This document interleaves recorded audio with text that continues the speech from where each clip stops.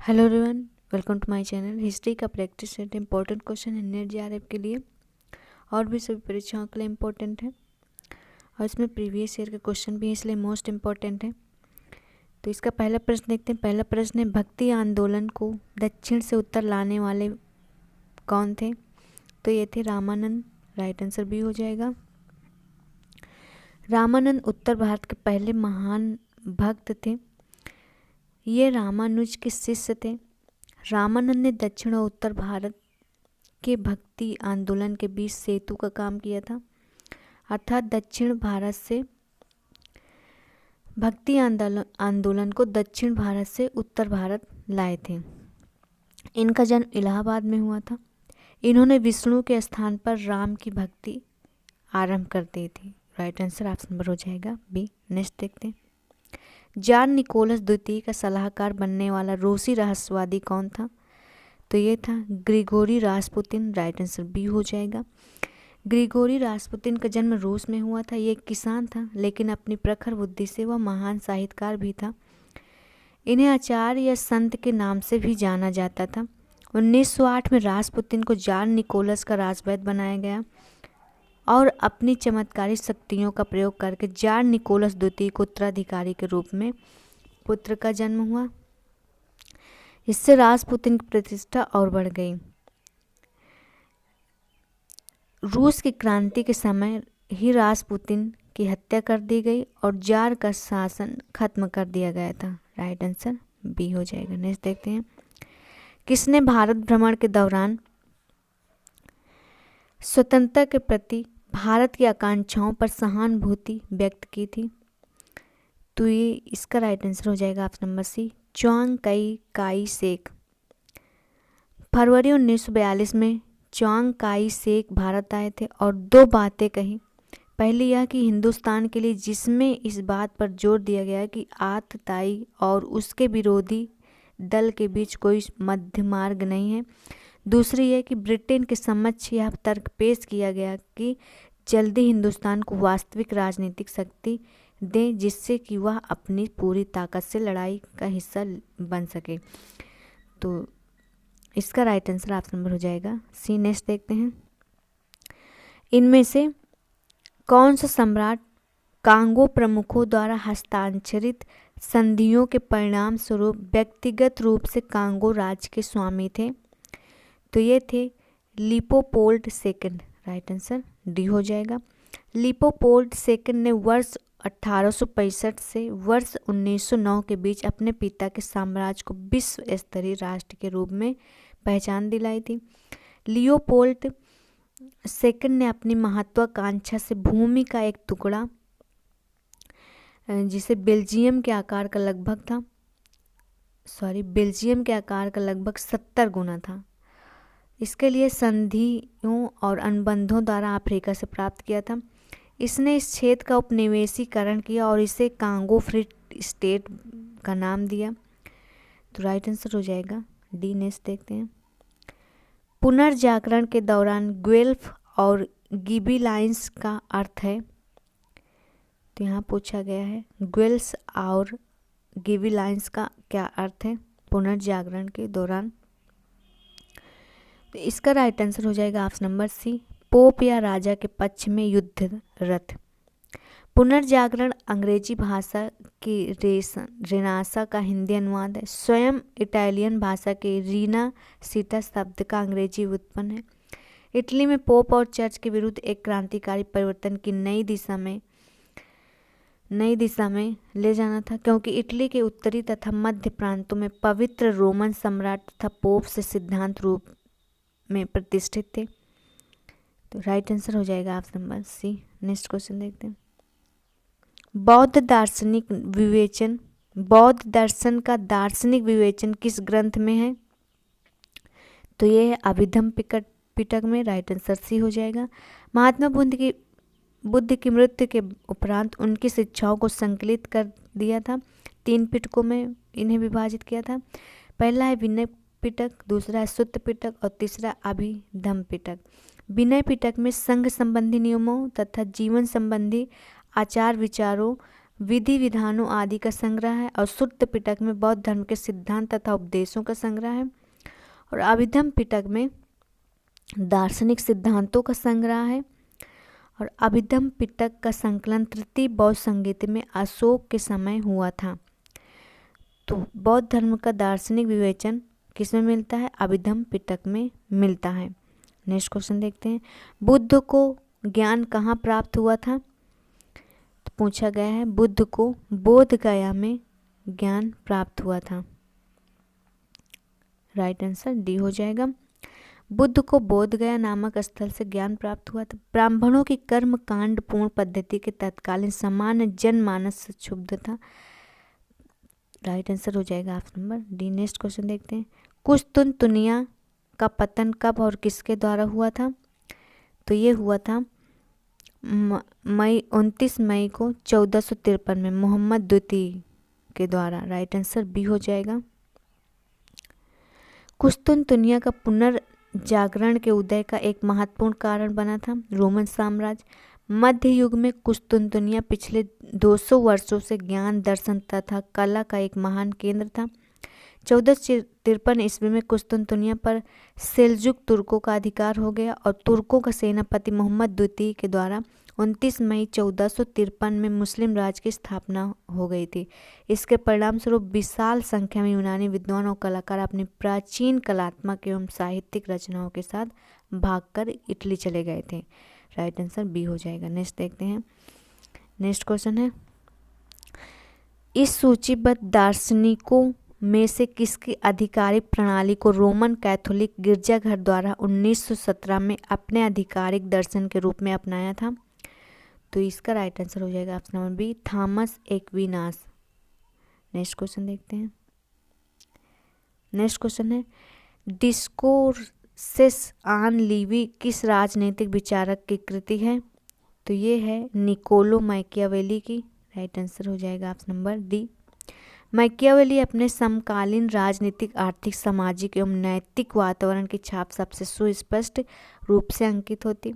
Machiavelli का जन्म पुनर्जागरण के काल में हुआ था। इसने अपने राजनीतिक विचारों से अपने कूटनीतिक दांव पेंच के राजनीतिक षड्यंत्रों का आरोप लगाकर उसे बंदी गृह में डाल दिया था। तो राइट आंसर हो जाएगा ऑप्शन नंबर डी। नेक्स्ट देखते हैं, 1960 और 1990 के दशक के बीच 4 एशियाई चीते की अर्थव्यवस्थाएं की तेजी से औद्योगिकीकरण हुआ, इस समूह में शामिल है। तो इसमें क्या शामिल है? तो इसमें दक्षिण कोरिया शामिल है, ताइवान, सिंगापुर और Hong Kong. Right answer option number B हो जाएगा। 1960 और 90 के दशक में 4 एशियाई चीते तथा एशियाई ड्रैगन के नाम से, जैसे दक्षिण कोरिया है, ताइवान है, सिंगापुर, हांगकांग जाने जाते थे, जो एशिया में अविकसित अर्थव्यवस्था वाले देश के नाम से जाने जाते हैं, जिसमें उच्च शिक्षा, संचार एवं प्रौद्योगिकी का अग्रणी देश माना जाता है। राइट आंसर भी हो जाएगा। नेक्स्ट देखते हैं, नेक्स्ट क्वेश्चन है, एडम स्मिथ द्वारा द वेल्थ ऑफ नेशन जो कि 1776 इन आर्थिक नीतियों में से किस पर गंभीर आक्षेप करता है? तो ये करता है वाणिज्यवाद पर। राइट आंसर बी हो जाएगा। एडम स्मिथ ने अपनी पुस्तक वेल्थ ऑफ नेशन में वाणिज्यवाद की आर्थिक नीतियों की आलोचना की।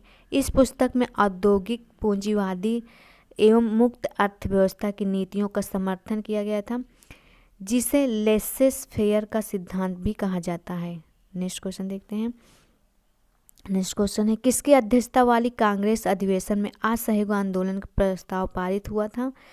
तो ये पारित हुआ था लाला लाजपत राय की अध्यक्षता वाली अधिवेशन में।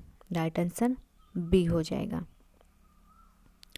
1920 के कांग्रेस के कलकत्ता अधिवेशन में गांधी जी द्वारा असहयोग का प्रस्ताव रखा गया। इस अधिवेशन की अध्यक्षता लाला लाजपत राय ने की थी। कलकत्ता में कांग्रेस के विशेष अधिवेशन जो कि 1920 में हुई थी, पास हुए असहयोग आंदोलन संबंधी प्रस्ताव का दिसंबर 1920 में नागपुर में हुए कांग्रेस के वार्षिक अधिवेशन में पुष्टि कर दी गई थी।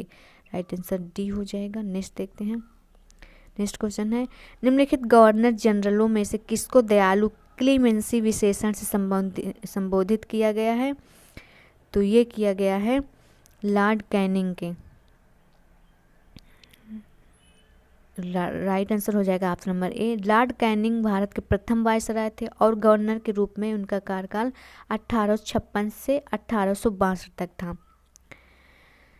इनके शासनकाल में 1857 ईस्वी की क्रांति हुई, जिसमें लाखों क्रांतिकारियों सहित महिलाएं बच्चे भी मारे गए। इन्होंने इस क्रांति का दमन किया तथा इन्होंने इस क्रांतिकारियों के ऊपर कोई क्रूर कार्रवाई नहीं करने के कारण उन्हें दयालु कैनिंग की पहचान मिल गई थी। राइट आंसर हो जाएगा ए। नेक्स्ट देखते हैं। नेक्स्ट क्वेश्चन है, राष्ट्रवादी प्रतिभा विज्ञान में भारत माता अथवा मदर इंडिया 1904 से 5 का किसका प्रसिद्ध चित्र भारत की नई छवि के प्रतीक के रूप में आया? तो ये आया था अवनींद्रनाथ टैगोर का। राइट आंसर बी हो जाएगा। अवनींद्रनाथ टैगोर प्रमुख कलाकार तथा Indian society of oriental art के निर्माता थे। वह भारत में इस संस्थान के पहले प्रवर्तक थे। अवनींद्रनाथ टैगोर द्वारा राष्ट्रवादी चेतना में भारत माता अथवा मदर इंडिया का प्रसिद्ध चित्र भारत की नई छवि के प्रतीक के रूप में आया था। नेक्स्ट क्वेश्चन देखते हैं। नेक्स्ट क्वेश्चन है, 1914 में कामागाटामारू जहाज द्वारा ले जाए गए भारतीय प्रवासियों के उतरने पर किस देश ने कठोर प्रतिबंध लगाए थे? तो ये लगाए थे कनाडा में। राइट आंसर हो जाएगा ऑप्शन नंबर डी, कनाडा। कामागाटामारू का एक जापानी समुद्री जहाज था जिसे हांगकांग में रहने वाले बाबा गुरुदत्त सिंह ने खरीदा था। जहाज में दक्षिण व पूर्व एशिया में करीब 376 लोगों को बैठाकर बाबा गुरुदत्त सिंह ने 4 मार्च 1914 को वैंकूवर के लिए रवाना हुए, लेकिन कनाडा सरकार ने भारतीय प्रवासियों को उतरने पर कठोर प्रतिबंध लगाए थे। राइट आंसर हो जाएगा डी। नेक्स्ट देखते हैं। नेक्स्ट क्वेश्चन है, निम्नलिखित सूफियों में से किसे उस समय का कुतुब कहा गया है? तो ये कहा गया है शाह मोहम्मद गौस को। राइट आंसर ऑप्शन नंबर हो जाएगा सी। नेक्स्ट क्वेश्चन देखते हैं। नेक्स्ट क्वेश्चन है, सूची 1 को सूची 2 में मिलान कर सही उत्तर बताइए। तो सूची एक 2 को मिलान कर लेते हैं, देखते हैं कौन सा सही है। शेख मोइनुद्दीन चिश्ती ने अजमेर को अपना केंद्र बनाकर भारत में सूफी परंपरा की नींव डाली थी, तो इसका हो जाएगा अजमेर। और शेख बहाउद्दीन जकारिया ने सुहरावर्दी सिलसिले का मुख्यालय मुल्तान में बनाया था। सुहरावर्दी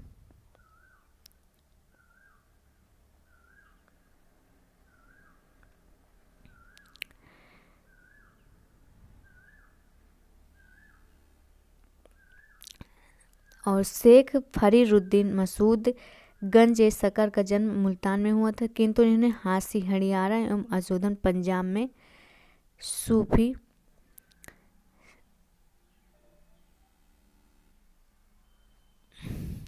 मत का प्रचार किया था। इसका हो जाएगा अजोधन। और शेख निजामुद्दीन औलिया का हो जाएगा दिल्ली। इन्होंने दिल्ली में मकबरा बनाया था।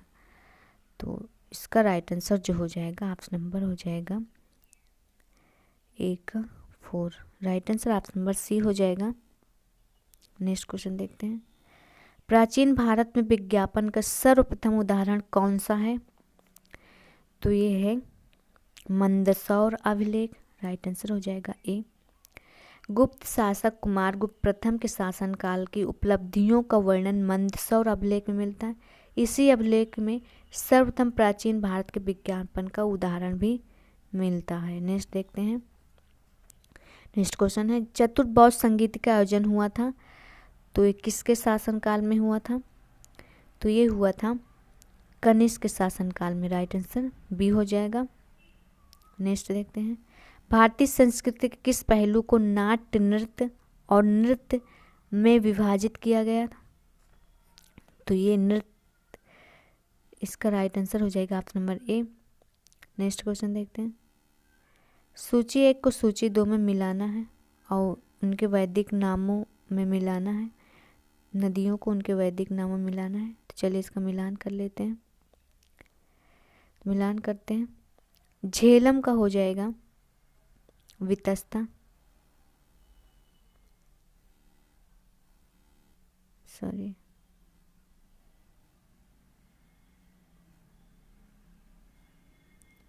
झेलम का हो जाएगा वितस्ता, सतलज का हो जाएगा सतुत्री, काबुल का हो जाएगा कुभा और व्यास का हो जाएगा विपाशा।